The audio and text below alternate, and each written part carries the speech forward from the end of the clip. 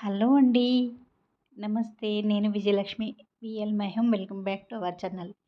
లిసియాంతస్ పూల విత్తనాలు నేను మొక్కలు పెంచాను. నాకు పువ్వులొచ్చాయండి. కనీసం ఒక్క చెట్టుకైనా కూడా పువ్వులొచ్చాయి. ఇంకా ఇదేమో కెన్నా లిల్లీ.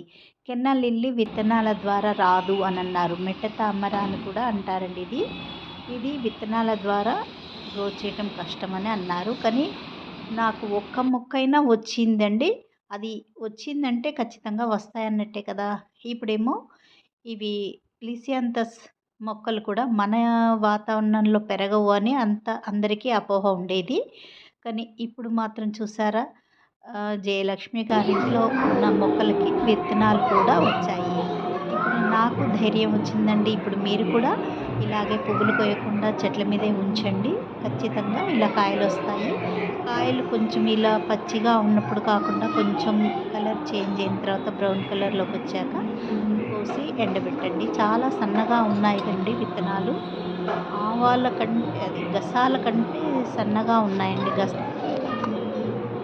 ఇప్పుడు ఈ విత్తనాలనేది నేను ఎండబెడదామంటే కూడా ఇక్కడ ఎండ లేదని వేసేస్తున్నాను. అయితే బయట మార్కెట్‌లో ఈ విత్తనాలు ఇప్పుడు దొరుకుతున్నాయండి. మనం గ్రో చేసుకోవచ్చు. మొక్కలు కూడా విత్తనాల ద్వారా వస్తాయి. మనకు అది కూడా సక్సెస్‌గానే వస్తాయి. కోకోపీట్‌లో వేస్తాం. పైననే చల్లాలి, లోపలికి వేయకూడదు. ఇప్పుడు 20 విత్తనాలు బయట మార్కెట్‌లో 5 కలర్లు దొరుకుతున్నాయండి. 20 విత్తనాలు రూ. 100. మీకు కావాలంటే కూడా నేను ఆప్కా బగీచా అని వాళ్ళ దగ్గర దొరుకుతున్నాయి. చూడండి ఎంత సన్నగా ఉన్నాయో. నేను కొన్న మొక్కలలో ఇంకా ఒక్కదానికే పూలొచ్చాయండి. ఇవి మార్నింగ్ గ్లోరీ అండి. మనం ఏదైనా సాధించొచ్చు అన్నదానికి